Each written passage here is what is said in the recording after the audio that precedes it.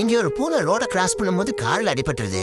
அதை இடிச்ச கார்ல வந்தவன் ஏதோ தெருவுல சுத்துற பூனைதான் கண்டுக்காம போயிடுறான். அப்பதான் கடவுள் மாதிரி ஒருத்த வரான். வந்து அந்த பூனைய ஹாஸ்பிட்டலுக்கு தூக்கிட்டு போய் காப்பாத்திடுறான். ஆனா அதோட உடம்பு சரியானதோ அந்த பூனைய வேற ஒரு ஃப்ரெண்டு கிட்ட கொடுத்துறான். அது அந்த பூனைக்கு சுத்தமா பிடிக்கல.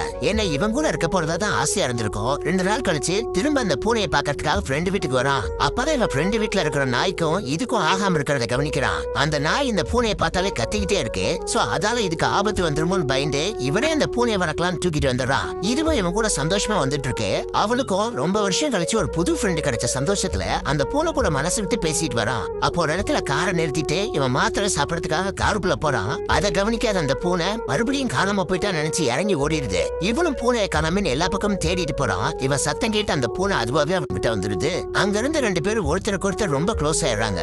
சோ எங்க போனாலும் இவன் அந்த பூனையை கூடவே தூக்கிட்டு போறான். அதுவும் இவனை விட்டுட்டு ஒரு நிமிஷம் கூட இருக்க மாட்டேங்குது. அப்படி இருக்க ஒரு நாள் இவனுக்கு உடம்பு சரியில்லைன்னு ஹாஸ்பிட்டல் அட்மிட் ஆகிறதுக்காக போறான். சோ ஹாஸ்பிட்டல் இதை விட மாட்டான்னு அவனோட அக்கா வீட்டுல விட்டுட்டு ஃபர்ஸ்ட் டைமா தனியா போறான். இதுவும் அவன் திரும்ப வருவான்னு வெயிட் பண்ணிட்டு சரியா கூட சாப்பிடாம இருக்கு. ஒரு நாள் ஹாஸ்பிட்டல்ல இருக்கிற ஒரு பார்க்ல இதை பாக்குறதுக்காக தூக்கிட்டு போறாங்க.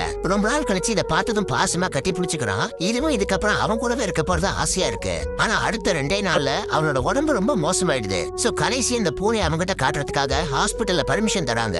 அங்க போனதும் அவன் இந்த உலகத்தை விட்டு போறான்னு தெரிஞ்சு ரொம்ப வருத்தப்படுது. கடைசியா இது கண்ணு முன்னாடியே அவன் இந்த உலகத்தை விட்டே போயிடுறான். அந்த நாளை இந்த பூனையால மறக்க முடியாம அதோட கடைசி காலம் வரைக்கும் அவன் நினைப்பாவே இருக்கு.